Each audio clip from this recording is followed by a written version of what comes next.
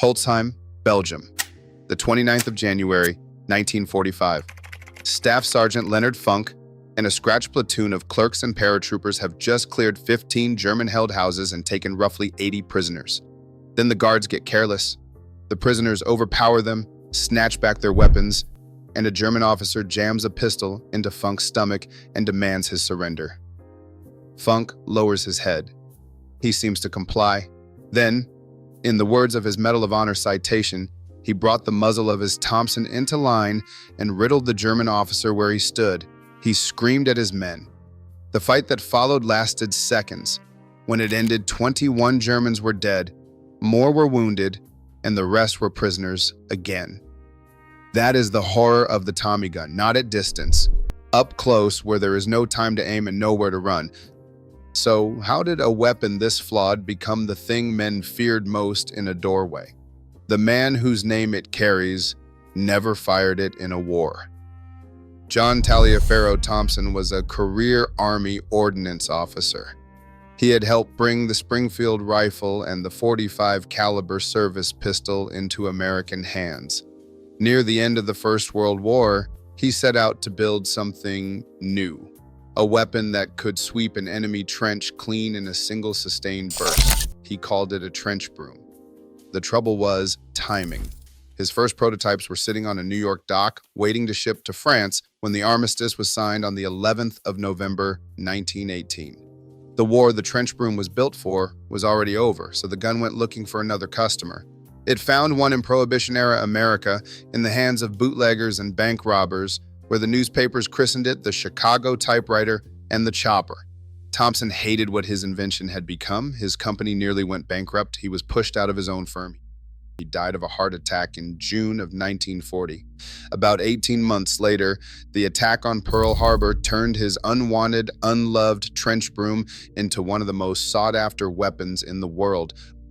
On paper, it never made sense.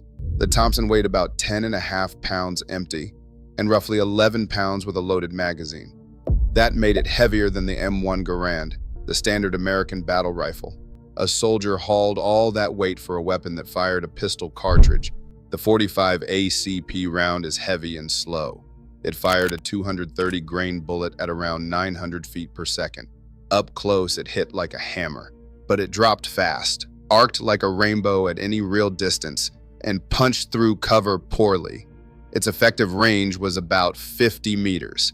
Past that, it was a liability. Then there was the cost. In 1939, a single Thompson cost the United States government $209. That was roughly the price of a belt-fed Browning machine gun for one submachine gun. That's not a typo. The Army spent the next several years frantically simplifying it. They stripped out the complicated friction delay lock, the cooling fins, the muzzle compensator. By the spring of 1942, the price had fallen to $70. By February of 1944, the final M1A1 variant cost $45. And the Army was already replacing it with a crude stamped steel weapon, the M3 grease gun, that cost a fraction as much. By every number on the spec sheet, the Thompson was a bad weapon. Heavy, expensive, short-ranged. But the number that mattered was never on the spec sheet, because range was never the point. Most of the killing in the Second World War did not happen far away. Study after study of the fighting in Europe found that the majority of infantry engagements took place under 100 yards, and very often much closer than that. A gap in a hedgerow, a sunken Norman lane, a staircase, a trench, the black mouth of a bunker. In that world, the long-range rifle was a problem, not an advantage. The German Carabiner 98K was a bolt-action rifle, deadly accurate at 400 meters, and far too slow between shots when an enemy appeared 3 feet away. The American Garand was a fine rifle, but long and clumsy in a doorway, and it stopped to reload after 8 rounds with a distinctive metallic ping. The Thompson had no such weakness inside 50 meters. One pull of the trigger sent a wall of heavy .45 slugs into whatever stood in front of it at 600 to 700 rounds per minute. It spoke in a slow, heavy, booming bark. deeper than the high, ripping snarl of a German machine gun. Now, you have probably heard that the 45 round physically knocked men off their feet. That part is a myth. No handheld cartridge carries enough force to throw a body backward. But the truth was bad enough. A burst of heavy slugs at close range put a man down and kept him there. Inside a room, the Thompson did not wound. It erased. The first Allied troops to learn that up close were not Americans. They were British commandos. On the 27th of December, 1941, men of No. 3 Commando raided the Norwegian island of Veagso, hitting the German-held fish oil factories along the waterfront. Captain Algie Forrester led his troop down the main street, firing his Thompson from the hip and hurling grenades into the houses as he passed, until he was cut down at the door of the Ulvesund Hotel. The commandos had received their first Thompsons only months earlier. One of them, Sergeant Tommy Dales, remembered it plainly.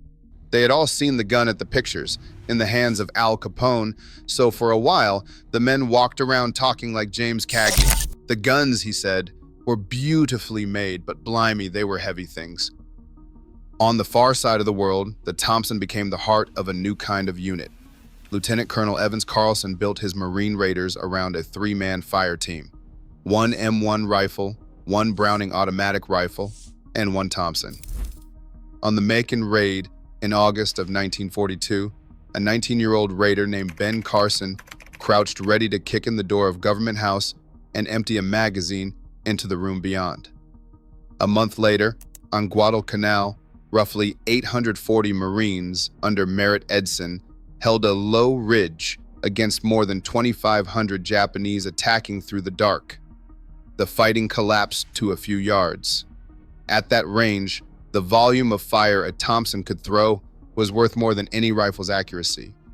And then there is the most famous small unit action of D-Day. On the morning of the 6th of June, 1944, Lieutenant Richard Winters led about 23 men of Easy Company against a battery of 4 German 105mm howitzers firing on Utah Beach at a place called Brecourt Manor. His paratroopers worked forward through the hedgerows with grenades and Thompson fire, taking the guns one by one. It became the textbook example of how a small force clears a fixed position. Much of that work was done at the range where the Thompson was king, in the Vosges Mountains of France. In October of 1944, a young soldier named Audie Murphy saw his patrol ambushed, flanked the German position, and wiped it out with a Thompson and grenades. He earned a Silver Star that day. He would finish the war as the most decorated American soldier of all. If you are getting something out of this, take a second to subscribe. There is a new story like this one every week. Now, back to the gun and to the city that earned it its darkest reputation. In October of 1944, the American 1st and 30th Infantry Divisions fought their way into Aachen, the first major German city to fall to the Allies. Correspondents compared it to Stalingrad. The fighting went attic to attic and sewer to sewer, every building a fortress that had to be cleared by hand with grenades, flamethrowers, and short-range fire. This is the kind of battle where the Thompson's reputation was forged, and it is also where we have to be honest about a popular story.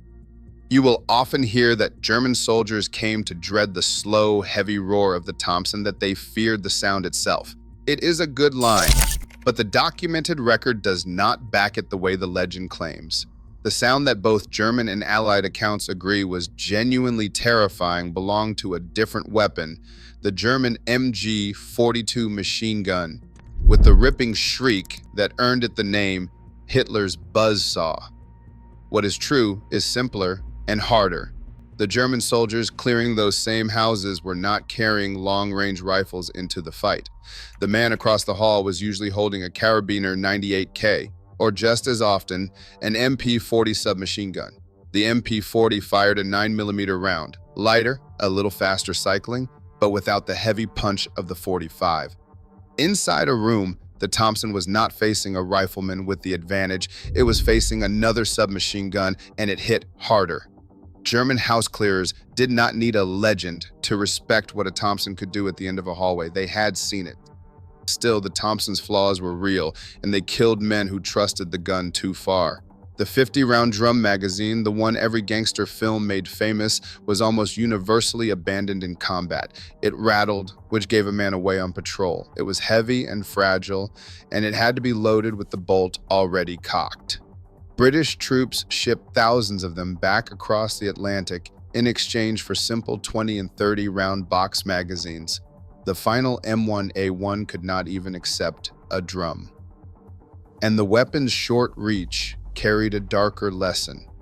At the end of January 1944, near Cisterna in Italy, two of Derby's Ranger battalions, a raiding force built around Thompson firepower, infiltrated toward the town in the dark and were caught in the open at dawn by German infantry and tanks. Of 767 Rangers, only 6 made it back to Allied lines. Their automatic weapons meant nothing against armor and machine guns firing from 200 yards away. The Thompson ruled the world inside 50 meters. Step outside it, and the gun could not save you. By the end of the war, the Thompson's days were numbered, and not because it had failed. It was a victim of its own lesson. The Second World War proved that most fighting happened close, that volume of fire mattered more than long-range precision, and that the future belonged to a weapon that could do both at once. The Germans had already glimpsed it in the Sturmgewehr 44, the first true assault rifle, firing an intermediate cartridge that split the difference between pistol and rifle. That idea would lead to the AK-47 and to the M16, and the pistol-caliber submachine gun would slip from the front line forever. The cheap, stamped steel grease gun replaced the Thompson on the assembly line, but it never replaced it in the memory of the men who carried it. Because for a few brutal years, in the hedgerows and the ruined cities and the bunker mouths of a global war, there was no weapon a soldier would rather have had when the door swung open and the room was full of the enemy. Leonard Funk understood that better than anyone. A pistol against his stomach, a demand for surrender, and in his hands a heavy, slow, overpriced, short-ranged weapon that the spec sheet said he never should have wanted. It was the only thing in that room that mattered.